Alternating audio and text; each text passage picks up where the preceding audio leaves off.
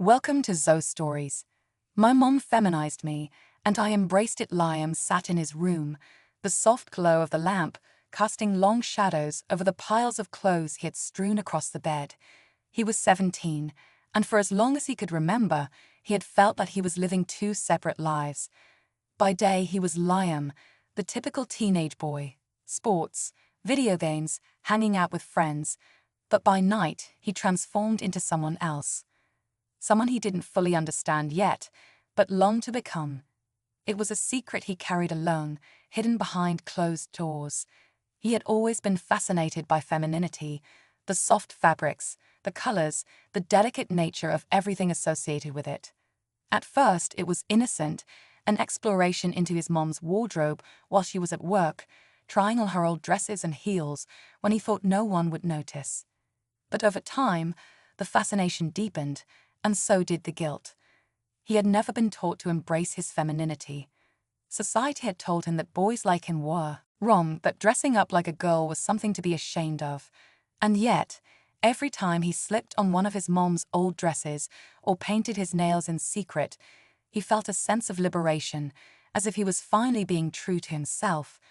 But then the shame would creep back in, and he would quickly change, pushing those feelings aside.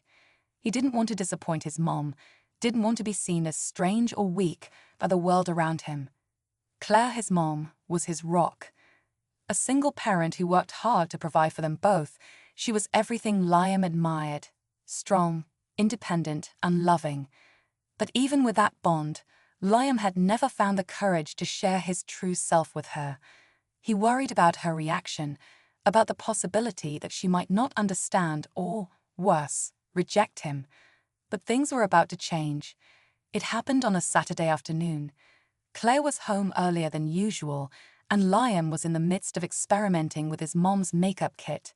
He was sitting on the edge of his bed, carefully applying foundation, when he heard the creak of the door opening. His heart skipped a beat, and he immediately froze, unsure of how to react. "Liam, you in here?" Claire's voice was soft, and she stepped into the room. Her eyes immediately fell on him, his mom's makeup smeared on his face, her old dress hanging loosely around his frame. A mixture of surprise and confusion flashed across her face, but it wasn't the reaction Liam had expected. There was no anger, no judgment. Instead, Claire simply stood there for a moment, taking it all in. "Why didn't you tell me?" she asked quietly, almost as if she were asking herself the same question. Liam felt the heat rise in his face. He had been caught, and for a moment, he felt like everything was about to unravel. He opened his mouth to speak, but the words didn't come out. I didn't want to disappoint you," Liam finally managed to say, his voice small, almost pleading. "I didn't know how you feel about it. I didn't want you to think I was weird or wrong." Claire's expression softened, and she crossed the room, sitting beside him on the bed. She reached out, brushing a stray lock of hair from his forehead. "Liam, honey, I've known for a while. I've seen the way you've been struggling, and I want you to know that I'm here for you. You never have to hide who you are from me." Liam looked at her in disbelief. "You knew?" Claire nodded. "I may not have said anything, but I've always wanted to give you the space to figure things out for yourself. But I don't want you to feel like you have to do it alone. If this is something you want to explore, I'm here to help." Liam's heart raced, his thoughts a whirlwind of confusion and relief.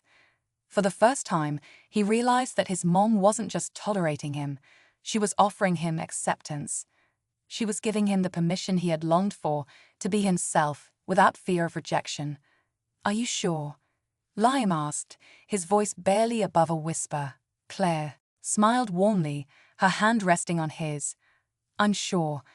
I've always wanted you to be happy, Liam, and if this is what makes you happy, then I'm all in. We'll do this together." The following weeks felt like a whirlwind of discovery. Claire didn't just offer Liam her support, she fully embraced his transformation. She took him shopping for clothes, encouraging him to choose whatever felt right. Liam had never felt so liberated, trying on dresses, skirts, and tops that he had only ever dreamed of wearing. The rush of excitement was unlike anything he had ever experienced before. But there was more to it than just clothes. Claire introduced him to makeup, showing him how to apply foundation, blush, eyeliner, and lipstick. The first time he looked in the mirror after Claire finished his makeup, he hardly recognized himself, but in a good way. He felt beautiful, confident, and for the first time in his life, whole. The emotional journey, however, wasn't as simple as just physical transformation. Liam struggled with guilt and self-doubt. His friends at school started to notice the subtle changes in him, the more feminine mannerisms, the way he carried himself. At first, it was subtle. They made jokes here and there, calling him girly or effeminate, but Liam brushed it off. The teasing didn't feel as hurtful as it once did. Instead, it felt like an obstacle he had to overcome to become the person he truly wanted to be. But then the teasing escalated. One afternoon at lunch, a group of his friends started making fun of him, mocking the way he had been dressing lately. Liam's face burned with embarrassment as they laughed, but he held his ground, refusing to let their words break him. He had spent so long hiding who he was that it felt like a victory just to be seen for who he truly was. When he got home that evening, Claire could see that something had been bothering him. She pulled him aside and sat him down, asking gently, "Do you want to talk about it?" Liam let out a long breath, trying to find the right words. "It's hard, Mom. At school, they're starting to notice. I don't know if I can handle it. I feel like I'm not strong enough for this." Claire took his hand in hers. "You are stronger than you think. I know it's hard, but you don't have to face it alone. And you don't have to change who you are to make others comfortable. The only person you need to worry about pleasing is yourself." That night, Liam thought about her words. The next morning, he dressed in a simple outfit, a fitted blouse and a skirt, and made his way to school, determined to face whatever came his way with courage. The day was tense. There were whispers in the halls, but no one dared say anything directly to him. It wasn't until lunchtime, when he sat down at the table with his friends, that the confrontation finally came. They asked him directly if he was going full-on girl now, mocking him with sarcastic laughter. But instead of shrinking away, Liam looked them in the eye. "I'm just being me," he said calmly. "You don't have to understand it, but I'm not going to hide anymore." The room fell silent for a moment, the tension palpable. And then, to Liam's surprise, one of his friends, Emma, smiled softly. "You look great, Liam. Seriously, I've never seen you so confident before." Her words were a turning point. Liam realized that he wasn't alone in this. Slowly, his friends began to accept his transformation, though it was a gradual process. Even the boys who had teased him eventually backed off, realizing that Liam wasn't going to back down. The real test came one afternoon when Claire, ever the supportive mother, suggested they go out together to a local cafe. "I think it's time," she said. "You've come so far, Liam. I want you to experience what it's like to live as the person you're becoming." Liam's heart raced. Going out in public, dressed as a woman, terrified him. What would people say? Would they stare? Would they judge him? But something deep inside him knew that this was the next step. He couldn't hide anymore, not from the world, and not from himself. They spent the afternoon getting ready, with Claire helping Liam pick out a new dress she had bought just for this occasion. It was simple but elegant, soft pink fabric, a flattering cut. Claire did his makeup carefully, making sure he looked polished and confident. As she finished, she stepped back and smiled proudly. "You look stunning," she said softly, as Liam examined himself in the mirror. For the first time, he saw himself as he truly was, and it felt empowering. When they stepped out of the house, Liam's nerves flared. Every step felt like it might be his last. Every glance from a stranger seemed like it might be filled with judgment. But Claire, ever the steady presence, walked beside him, holding his hand. As they walked through the busy streets, Liam kept his head down, but Claire's reassuring grip kept him grounded.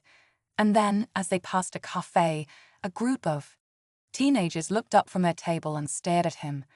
Liam froze, the familiar fear creeping in. But instead of the mockery he feared, one of them smiled and said, "Hey, you look awesome. I wish I had your confidence." The compliment felt like a weight lifting off his shoulders. The world, it seemed, was full of unexpected kindness, and Liam realized that this was just the beginning of his journey. From that day on, Liam never looked back.